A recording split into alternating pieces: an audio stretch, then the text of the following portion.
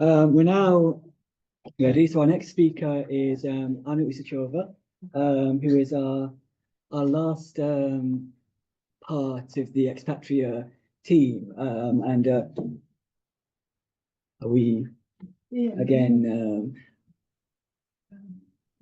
Okay, I will carry on. So Anna is has been working with us on the educational missions of Mesrop Mashtots, the famous creator of the Armenian alphabet, and if you believe the Armenians, also the Georgian and Caucasian Albanian alphabets, so a very busy gentleman, and she will soon be leaving us to begin her own project at the University of Bern, looking at the depiction of old age in the late antique Roman world. Am I? Yeah, yeah. So, thank you very much, Dan. The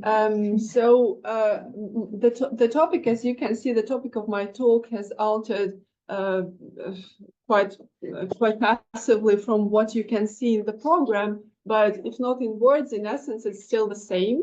I just decided to focus on a specific ecclesiastic/educational framework, and then, of course, it refers to the conflict that we've discussed this.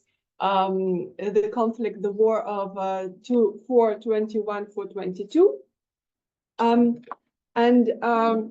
So I will be talking about precisely the second missionary journey of the famous Armenian missionary and the founder of Armenian alphabet, Mashtots.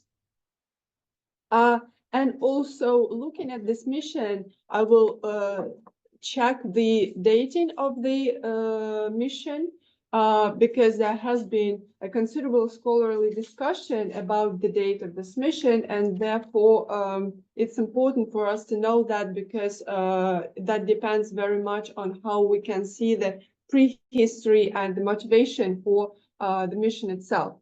So scholars disagree on whether the mission began before, during, or after the conflict of 421-422, and the prosopography of a notable gentleman, General Anatolius, whose name is mentioned by Armenian historians in connection with this journey, can help us to clarify the timeline of the mission and also to unravel the details of Roman-Armenian interactions.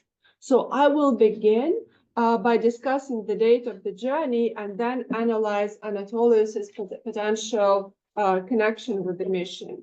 Let's start with the prehistory of the mission. So the date of Mashtot's second journey. First, I'll present you arguments after the war dating of the mission. So after the war would be after 422. So upon the death, here's a little bit of a prehistory. Upon the death of Yazdegerd the First, and we're still here. And the beginning of Bahram V's reign, Theodosius sent his troops to Persian Osrohene via Armenia. Actually, here we can have a map to see this. Meanwhile, the Armenian king Shapur was assassinated in Ctesiphon. Thus, in 421-422, Armenia became a corridor for Roman military troops, and simultaneously Armenia experienced its own succession crisis and political turbulence, of course. So the peace between Rome and Persia coincided with the end of Armenian succession crisis, and Bahram V facilitated the enthronement of King Artaxerxes V. In ecclesiastical politics, instability persisted due to several disruptive factors. This included strained relationships with the Roman state and also with Roman Church, these relationships were overshadowed by the war, and the tensions with the Church of the East were happening at the same time because the Church of the East increasingly sought its independence from Rome and also aimed to extend its influence over Armenian Church, and Armenian Church, of course, did not want to come quietly as it goes. So both issues of handling of the tensions with the Roman Church, with Church of the East, and with Roman state were very delicate and required very delicate handling, and were trusted to a careful management to Mashtots. Now let's consider the date of this second journey. So again, the arguments for the after the war dating of this journey are most likely Mashtots traveled from the region of Artashat to and that was his first point, so Meliten. And then from Meliten, he went to Constantinople, then came back to Meliten, then went back to Armenia, Persian Armenia. So most likely he traveled via the Snowden road because first he intended to reach Meliten because the official stated reason for the journey was to teach Armenian alphabet to Roman Armenian inhabitants. So he wanted to come here, so he chose this road. There was also a southern road, which he actually took a few years, well, about 10 years earlier, when he set on his first journey. He actually invented this Armenian alphabet. And the southern route went through Amid and Edessa. They are not on this map. But of course, he would prefer, in this case, to take up the northern road because he would like to avoid the Osrohene region, which was the theater of the war. And also, as Michael just showed us in his talk, there was also, at the end of the conflict, the issue of this ransomed prisoners around the area of Amida. So obviously, it was better to kind of avoid all of that in one swap.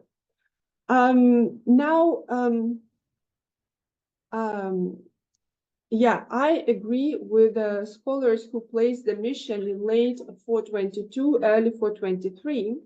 Among them, there are Peters, and I listed the names of the scholars and their works, Talon, Avershatian, and Winkler. Terminus postquem of the journey corresponds to the completion of the Roman-Persian conflict. That's how it seems to me. Now, markers of the after the war date from Koryun. We have two main sources that tell us about the mission. It's Koryun, the biographer of Mashtots, and also his contemporary, and Moses Korinatsi, whom we also talked about today. So, markers from the after the war date from Koryun. Koryun mentioned that during this royal audience, which Mashtots had at Constantinople, so first he went to Meliten, then to Constantinople, where he was greeted by Theodosius and his wife. While Theodosius was married in 421, his wife received the official title of Augusta in 423. And this is the marker for us because Koryun mentioned that he was welcomed by Augusti. Naturally, one should not expect the Armenian historians of Koryun to be so meticulously accurate in, marking the date of the receiving of the title by the royal Augusta. But still, I think it's an important indicator. However, the journey could not have occurred during the war or prior to the resolution of the succession crisis, because I think that this would make no reason, basically, or hardly any reason for the mission to take place at all. Because after the end of the war and after the enthronement of Artaxerxes, the status quo basically created the reason for the mission itself. Therefore, I disagree with those scholars who propose earlier starting dates for the journey, such as 419, 420, up to 421. Koryun noted that when Mashtots returned from his mission, he, and I quote, presented himself to the holy bishop Sahak and to the king of Armenia, whose name was Artaxerxes. Since the journey likely took no more than a year, so it could not have begun in 419, 420, or 421. Otherwise, Mashtots would be too early to meet up Artaxerxes, the newly established king, who only was a king in 423.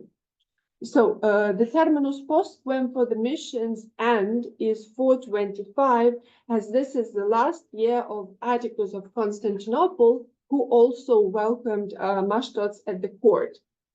So this evidence suggests that we have the period from 422, 423 up to 425 for the mission.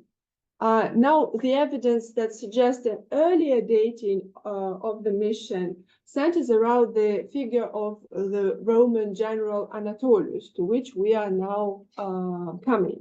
So arguments prior or during the war dating of the mission. And now we'll be talking about Mashtots and Anatolius according to Moses Korinatsi. So Corin mentioned that Mashtots was hosted by Bishop Akakius of Meliten and also by Anatolius, I quote, commander of the land, end of quote. Corin also relayed that Anatolius facilitated Mashtots' mission by announcing the Armenian embassy in a letter to the emperor and receiving his approval. Corin briefly described the royal audience, mentioning that Mashtots obtained an imperial decree authorizing the teaching of the Armenian alphabet to the inhabitants of Lesser Armenia. And also he was put in charge of subjugation of the sect of Barbarites. On his way back, Mashtots passed the decree to Anatolius, who curated the administrative organization of the Armenian teaching and the subjugation of this Barbarites. So here are some of the most important citations that specify this. Citations from Corin. Now Mashtots and Anatolius, according to Moses Korinatsi. Let's look at his evidence.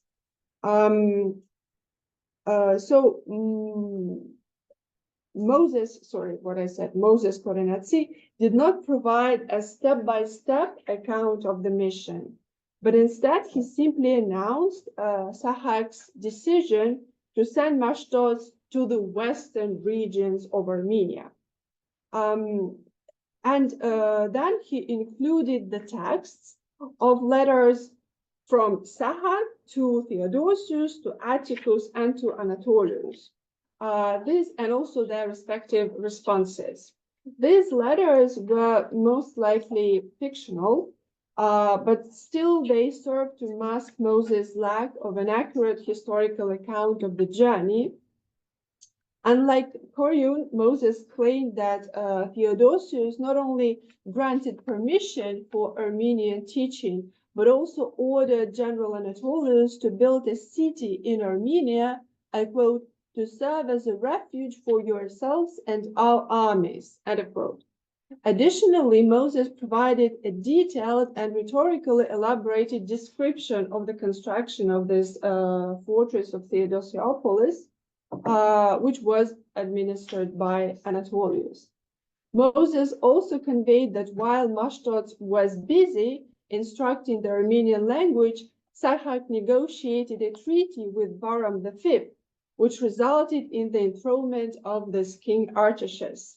This evidence clearly suggests that the mission took place during the war and its completion coincided with the end of the conflict. Therefore, it has to be finished by, it would have been finished by the end of 422.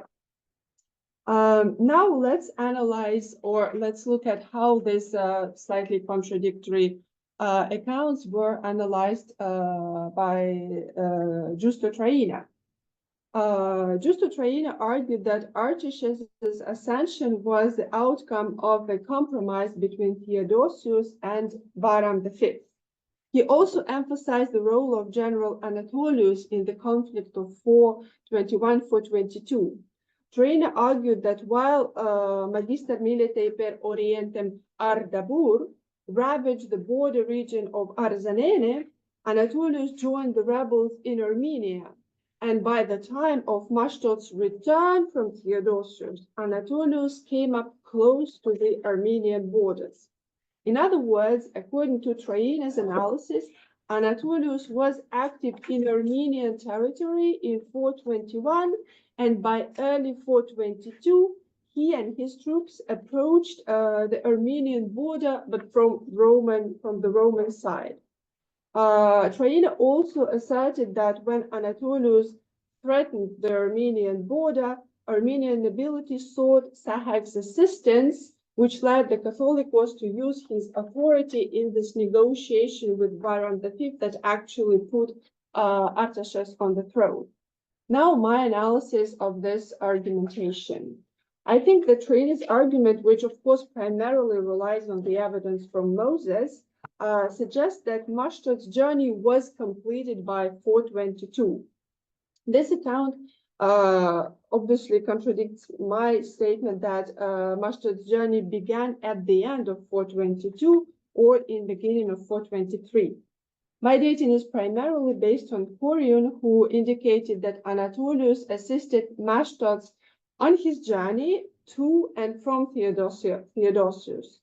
If Corion's testimony is correct, it implies that Anatolius was located here near Meliten during Mashtod's journey, which would have enabled him to provide assistance to the missionary.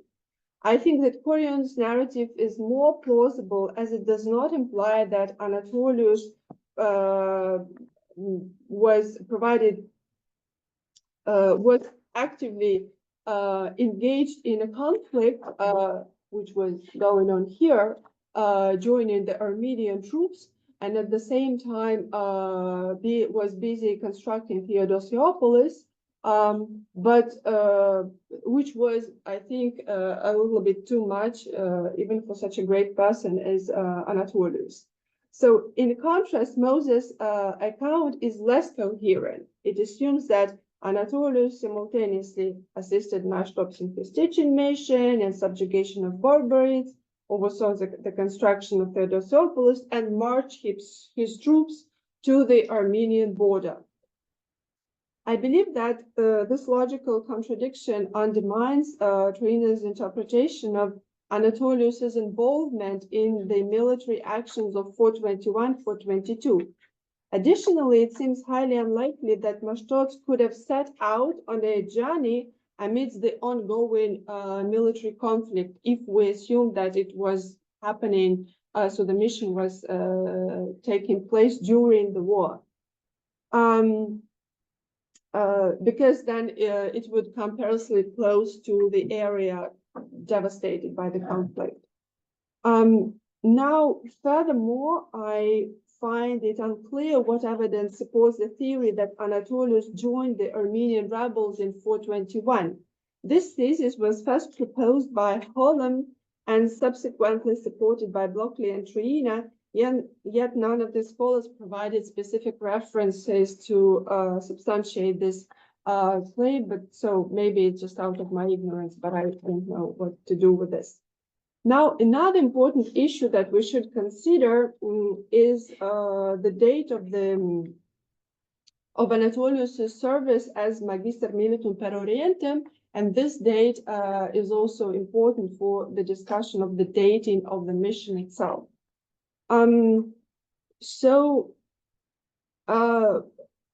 We have certain sources that let's say the majority of sources claim that Anatolius held this mission in 433-446, but also we have three sources that claim that both Armenian and Roman sources that claim that Anatolius was Magister Militum per Orientem during the war. And amongst these sources, there is Cyril of Scythopolis, who indicated that Anatolius's term occurred during the reign of Yazdegerd I. Interestingly, Cyril placed Anatolius's service in the region of Arabia, not in northern Armenia. Then Procopius, another Roman source, noted that the Emperor Theodosius happened to have sent Anatolius, the Magister Militum per Orientem, as an ambassador to the Persians. Yes, and then I already referred to Moses Korinatsi, who also claimed that Anatolius held this position during the war. Now, again, let's look at the scholarly analysis of the evidence that presented. Kenneth Holwell, Roger Blockley, and Jeffrey Gratrix referenced the testimonies of Cyril, Procopius, and Moses Korinatsi to argue that Anatolius held this high military post during the conflict of 421-422. Jeffrey Gratrix also suggested that in 421, Anatolius was occupied by the fortification of Theodosiopolis, while after the war he went with embassy to the Persians to negotiate a peace treaty. Blockley linked Procopius's account of Anatolius's embassy to the Persians with the aftermath of the conflict of 440, rather than with the aftermath of the conflict of 421-422. Additionally, Holm and Blockley proposed that Anatolius, which was mentioned in the Roman sources as Magister Militum during the war of 421, was a different person from Anatolius, who held this position in the period of 433-446. So basically, they argued there were two Anatoliuses. Now, finally, Nina Garsayan dismissed the notion of Anatolius's participation in the conflict of 421-422 as a commander of the East, and she generally expressed the doubt that Anatolius was at all present in the area of northern Armenia during the conflict. Now, my analysis of this scholarly discussion. First, I question the hypothesis forwarded by Holm and Blockley regarding the existence of two generals Anatoliuses, who supposedly acted as a commander of the East with a 10-year gap between their tenures. It seems more plausible that Moses, Cyril, and Procopius anachronistically ascribed to Anatolius a position he held later. And indeed, we have a lot of other both Roman and also Armenian sources. For instance, Yepishev, Armenian historian, referred to the commander of the East, Anatolius, in his account of the War of 440, while Hazar Parapetsi mentioned him in relation to the events of the Armenian revolt or revolt of 450. Anatolius was also mentioned as a Magister Militum in 433-446 by a number of Roman sources such as Paul of Edessa, John of Antioch, Theodoret of Kourous, Codex Justinianus, Chronicle of Edessa, Evagrius Scholasticus, and others. I think that since Corion finished writing his history in 443, at the time when Anatolius actually was a well-known commander, so therefore hagiographer could have easily referred to him by this title just because it was during the time when he was writing the history. At any rate, it seems doubtful that Anatolius could have served as Magister Militum for 26 years, nor that he could have held this position twice for shorter terms. Given that the period of 433-446 for Anatolius' term in office is much better attested in the sources, I'm inclined to support this period. Now, aside from Moses Korinatsi, we do not have any other Roman or Armenian sources explicitly discussing Anatolius' active participation in military action during the conflict of 421-442. Garsayan casted doubt on Moses' account, and personally to me also the very style of narration regarding Mashtad's second journey suggests that in absence of more reliable sources, Korinatsi restored to composing fictional correspondence, although it might have been inspired, of course, by real history, but also the ekphrastic portrayal of the foundation of Theodosiopolis. Like, I'm not questioning I'm not commenting upon the date of its building, but the portrayal is definitely like too good to be true. Now, regarding the possible interaction between Anatolius and Mashtots, I believe that if it is not entirely fictional, it must have taken place after the war of 421-422, and this would imply that following the war, Anatolius was stationed, around Melitene, where he assisted the Armenians in their mission. If Anatolius acted as a commander of the East during the war, he would have been engaged in active military actions and therefore could not have acted as a mediator between Mashtos and Theodosius, or as a curator of Armenian teaching or heretic hunting projects. And now to wrap it all, I can say that again, placing the mission after the war would enable us to understand the motives of the mission and to sort of place it and to frame it when we try to understand the relationship between the Armenian and Roman ecclesiastic and political powers. Thank you very much for your attention.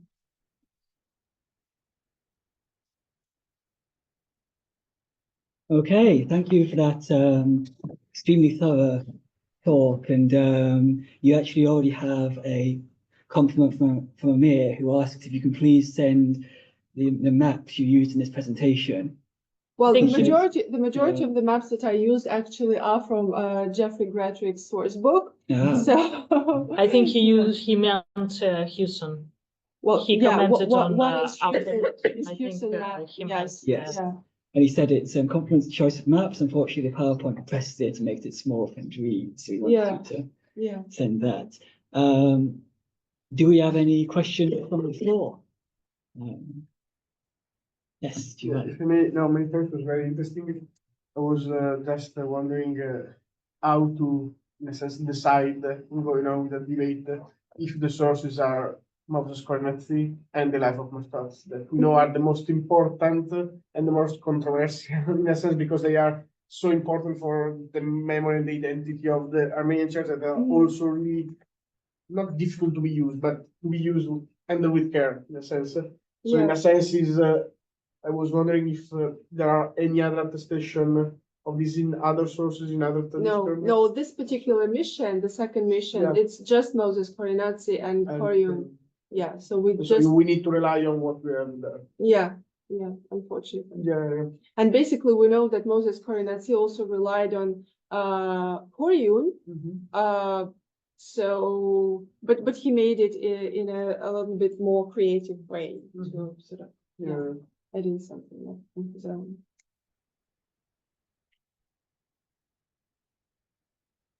Okay. Anybody else? It's a pity that Jeffrey. It is a pity. Yeah. Giusto and Jeffrey are both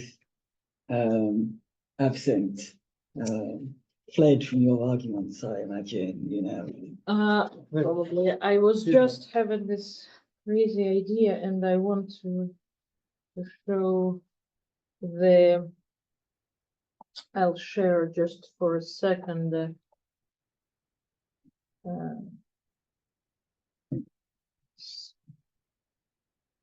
fragment.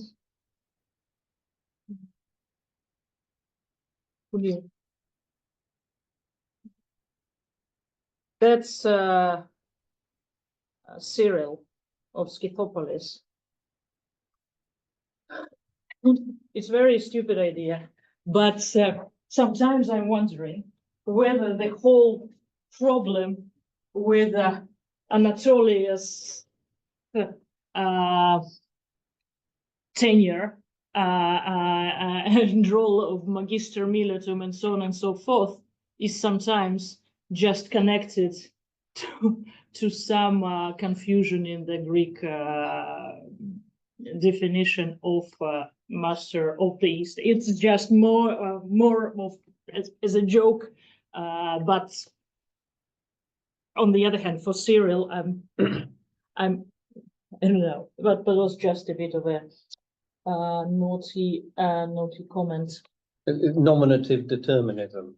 Yes, yes. Well, because it can lead to confusion, I think. Well, same happens with the name Patricius. Well, exactly. No, I seriously, part of jokes apart, I think it can lead to some confusion, especially for Cyril, who was interested, well, in the next generation, right, of Aspabatus's family, whom he personally met, and that would have been exactly in the times of what we consider the real times of the 30s, the real times when Anatolius was the master of Magister. I do wonder in principle, there's no reason why commanders don't come and go. I mean, if you think of Hypatius, the nephew of Anastasius, he's endlessly appointed, sacked, appointed. He's obviously no good at his job either. But I don't see in principle that he couldn't, you were ruling it out as there's no real reason, even for quite a long, that 20-year, I think Hypatius, well, he served at the beginning of the 6th century Anastasian War. He's still there in the mid-520s. But I know he's not Magister Militum per Orientem, but he's still in the upper echelon. And that might have led to confusion, because we have, I think, for some years, we have other people who are also attested in that role, and that's a contradiction. But a different, still high military position can easily lead, especially in in Cyril, or Procopius mentions it's right in about.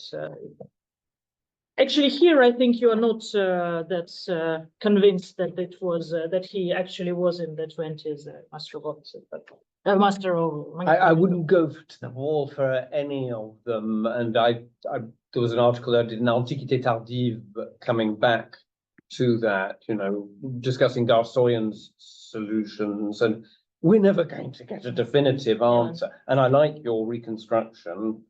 That's really nicely laid out. Thank you very much. Thank you. Yeah.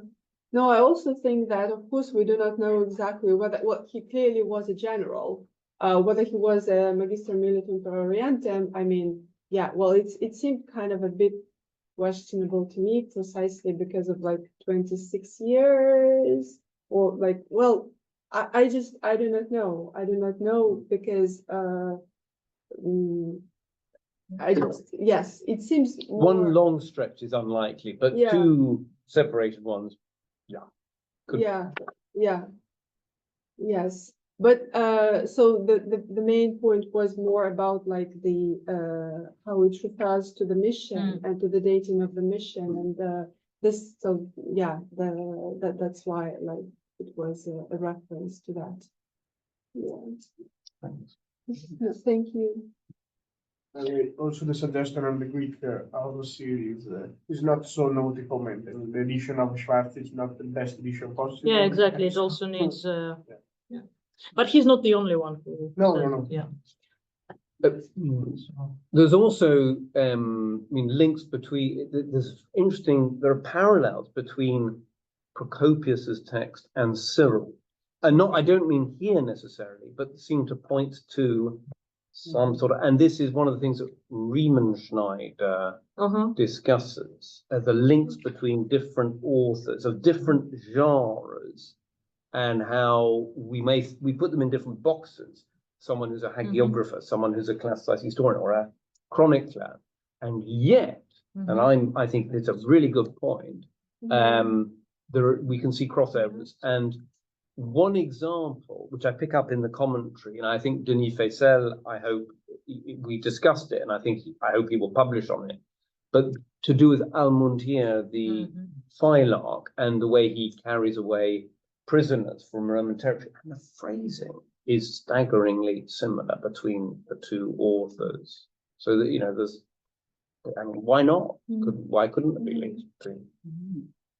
Yeah, well, also in the Syriac tradition, there are some hagiographies on this period, which there is one with a long historical introduction, which has correspondences with the later Christian Arabic sources. The Martin of Feroz basically is half of it is this historical introduction where they explain the persecution and the breakdown of the churches and the decorations donated through the diplomatic missions in the 410, for example. And these elements are hinted here and there in the Christian Arabic sources, for example. So these links between historiographical and hagiographical are not to be underestimated, and also other cases with these sort of historical backgrounds or introductions or connections. Fantastic. Well, if there's time left, which I think there is, one thing I was thinking while listening to this is about the if you're placing it after, like just after this war, what is the Roman side in all of this? Because this sort of investment in an educational mission in the region you've just been warring in is quite it's an interesting interaction between the Romans and the Armenians. I think, if I remember correctly, you also see some reference to this is the one where you see reference to Vardan as well, isn't it? Receiving this. Vardan? No. Oh, that's probably another mission then. Yeah. Well, anyway, I just wanted to check. Do you have any thoughts on like Theodosius's side in this and what the how his interaction with this mission connects to this recent war? Well, again, we look at it from the viewpoint of Armenian historians. Yes. And here, actually, it's Moses Khorenatsi who gives us a wider sort of perspective on this, because Horion just shows that Theodosius approved of the mission, and so everything is rosy and wonderful. But in this fictionary correspondence between Sahak and Theodosius, and also Atticus and Anatolius, what's shown is that Theodosius is kind of mildly discouraged by the Armenian initiative to approach him, because he is a little bit reluctant to sort of go full into supporting them. And then he says that, oh, but why did you not act on my behalf because after the first mission, when Mesrop invented this Armenian alphabet, he went further and taught the alphabet to Albanians and so to other tribes or other nations. And Theodosius was discouraged because he has done it on his own behalf and not on behalf of Theodosius. But I mean, Mesrop being, of course, an Armenian missionary, an Armenian citizen, I mean Persian Armenian citizen, should not have even, it's like, why do you think that I should do it on your behalf? But then it just shows us very well how Theodosius really considered this kind of relationships, because for him, most likely it was more like a vassal or like a patronage relationships. And indeed they were, because Sahak basically turned to Theodosius, hoping for his support in an upcoming or in the tense relationships with the Church of the East and, you know, in general, to Yes. kind of fasten the bond with Roman state versus the Persian Yes. power, Well, and the reason I the mentioned Persian court. Vardan, the grandson of Sahak, is there's this reference in one of the missions to him traveling of Mesrop and to Theodosius supposedly giving him a military position. Yeah, Very clearly sort of putting his stamp on Armenia in that sense, giving a position that's really is the family's hereditarily, as if yeah. it is a Roman office to be given by him. And if that represents anything real, it might be really interesting to connect to this later stuff with Wardan and the attempts to incorporate into the Syriac church. Yeah. We have just one more thing Patrick has just put in the chat. Oh, this is about Judith Lerner. That's unrelated. So I think we have time for one more quick question if anybody has one. So is there anything, does anyone have anything they really want to get off their chest? Or if not, shall we thank Anna for your talk, which I will